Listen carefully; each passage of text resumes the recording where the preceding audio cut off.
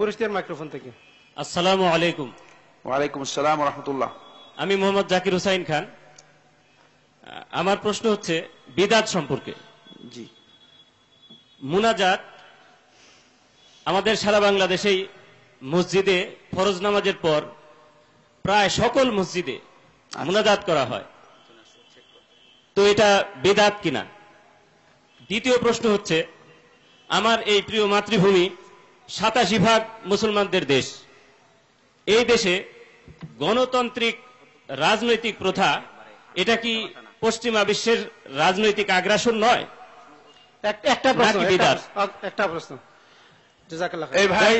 এই ভাই দুটি প্রশ্ন করেছেন। প্রথম কথা হচ্ছে মুনাজাতের বিষয়ে প্রশ্ন করেছেন। বিভিন্ন মসজিদে ফরজ নামাজ আদায় করার পরে সম্মিলিতভাবে যে প্রক্রিয়ায় মুনাজাত করা হয় তাকে এটি হাদিস দ্বারা সাব্যস্ত হয়নি, এটি বেদাত। সেখানে রাসূলুল্লাহ সাল্লাল্লাহু আলাইহি ওয়াসাল্লাম থেকে ফরজ সালাতের পরে কতগুলো আজকার সাব্যস্ত হয়েছে।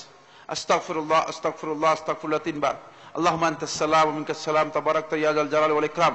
এরপরে কতগুলো দোয়া আছে, লা ইলাহা ইল্লাল্লাহ ওয়াহদাহু লা শারীকা লাহু লাহুল মুলকু ওয়া লাহুল হামদ ওয়া হুয়া আলা কুল্লি শাইইন কাদির। এরপরে কতগুলো দোয়া আছে, এরপরে সুবহানাল্লাহ 33 বার, আলহামদুলিল্লাহ 33 বার, আল্লাহু আকবার 33 বার, তারপরে 100 বারের মাথায় আবার লা ইলাহা ইল্লাল্লাহ ওয়াহদাহু লা শারীকা লাহুল মুলকু ওয়া লাহুল হামদ ওয়া হুয়া আলা কুল্লি শাইইন কাদির।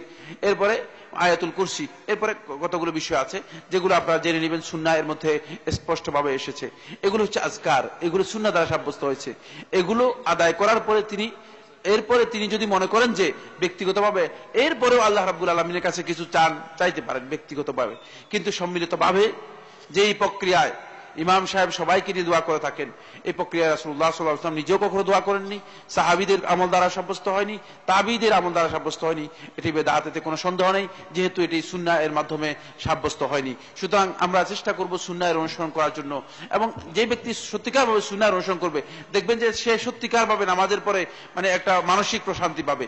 আর যে বেদাতের মাধ্যমে নিজে ইবাদতকে মনে করে যে বেদাতের মাধ্যমে সাজিয়ে নিবে, তার কাছে মনে হবে যেন মানসিক সকল প্রশান্তি বেদাতের মধ্যেই রয়েছে। আসলে বেদাতের মধ্যে কোনো মানসিক প্রশান্তি নেই, সুন্নাহের মধ্যেই মূলত বেদাতের মানসিক প্রশান্তি রয়েছে। এজন্য সুন্নাহের অনুসরণ করুন, বেদাত থেকে নিজেকে দূরে সরিয়ে রাখুন। আমার কাছে একটি চিরকুটে প্রশ্ন আসছে অনলাইন থেকে।